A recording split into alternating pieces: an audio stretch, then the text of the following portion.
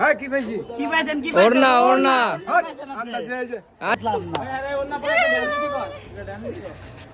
ওন্না পড়ে একটা ডান্সার আছে এই যে এদিকে আসো বাবারে এটা বিরিয়ানিটা কি খাবো না বিরিয়ানিটা খাবো না বিরিয়ানি খাইলো 500 টাকা এই এটা কি পাইছেন লিপস্টিক এই লিপস্টিক এই টাকা দিতে গেলে